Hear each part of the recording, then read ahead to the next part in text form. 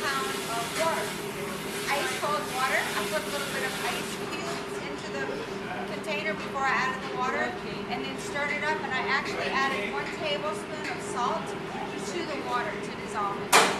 So now what I'm going to do is put the flour into the bowl. Again, it's all-purpose flour. You can use other types of fat. I'm using shortening here today because it makes a nice flaky crust.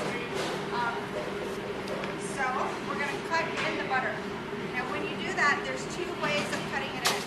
You can either make what's called a mealy pie dough, which is good for liquid fillings, which is what we're going to be making today, or a flaky pie dough. So if you wanted to do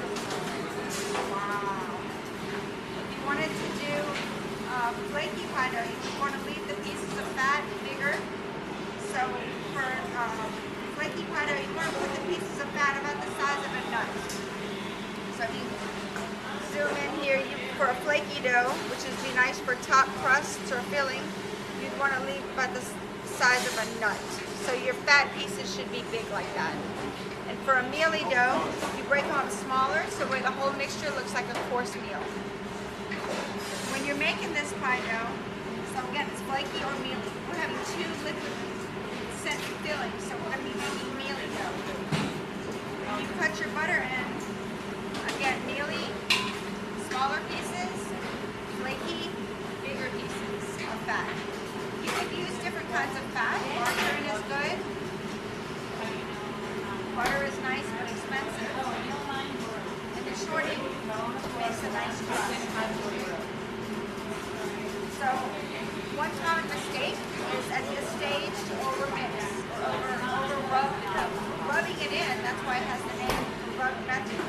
But notice every once in a while I'm going to put my hands through and keep it loose and keep it dry. The common mistake is to want to mix it up and make dough already. It shouldn't look like dough at this point, not until you add the liquid as it turns to a dough. So I'm just going to break these pieces up small. There's tools you can use for this. A pastry blender is nice. If it's cold, hard, fat, you can use cheese grater. This is really similar to the biscuit method of mixing. The only difference is instead of adding the salt, the dry ingredients, you put the salt into the liquid. You can use other liquids also. You can use milk, but typically it's water. Milk will produce a darker crust. So, when you finish the dough, you're going to weigh it out. And the way you know how to weigh, what determines the weight is the size of the pan. So for every inch of your pie pan, you're going to measure 1 ounce of dough. So today we have 9-inch pie tins. So I'm going to measure 9-ounce portions. So again, I'm mixing this up and keeping it loose and dry. Okay, roll them up, roll them up, roll them up.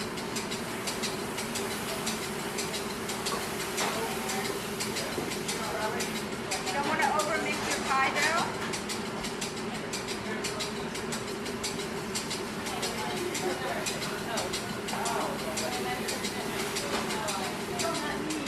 Because that'll make it chewy.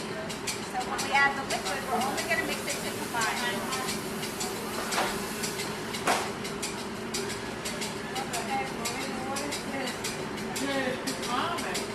You can chill your ingredients to keep it firm. The dough will, JJ roll. The dough will, you'll have an easier time with it if it's chilled. You'll have an easier time if it's chilled. So I've broken it up. It's starting to look pretty mealy, except for these big pieces. So what do? You get in there and break them up, break them up, break them up. But notice I'm keeping it loose and keeping it dry. I want to squeeze and make dough, but it's not time yet. So once your mixture is, once your fat is well broken up into there and you have a mealy consistency, then we can go ahead and add our liquid. So again, the salt is mixed in with the water. That's what makes the difference between biscuit method and rub dough method is that the salt goes in here. It's okay if you put it in the water, you just have a more even distribution when you put it in the liquid. I'm going to pour that right in the center, the same as I would for biscuit method. And then we're just going to stir until it sort of comes together, and then I'm going to put my hands in to make a dough.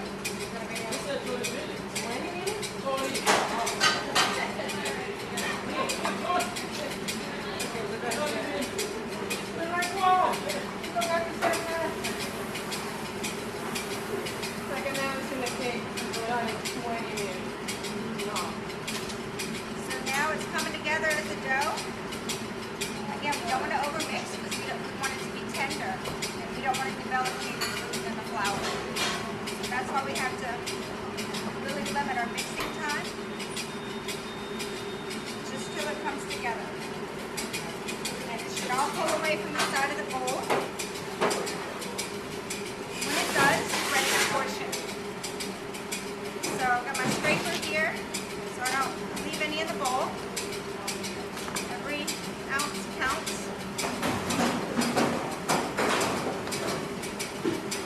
And then, to portion, we can go ahead and take it out of our bowl and start measuring our 9-ounce portions.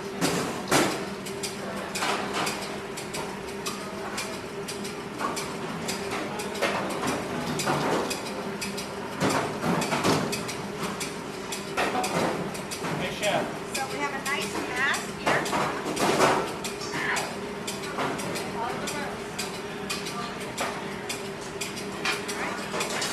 So a 9-ounce portion, and I'll just do one for the sake of demonstration. Oh, that's way too much. 9.5, not bad. Okay, there's 9 ounces. So then, flour, get some fresh gloves.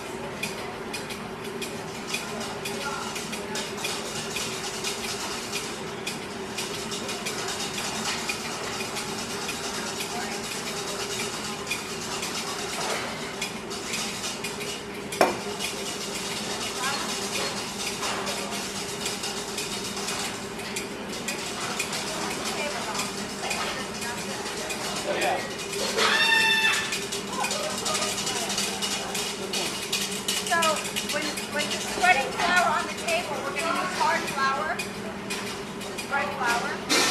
It has a better spread.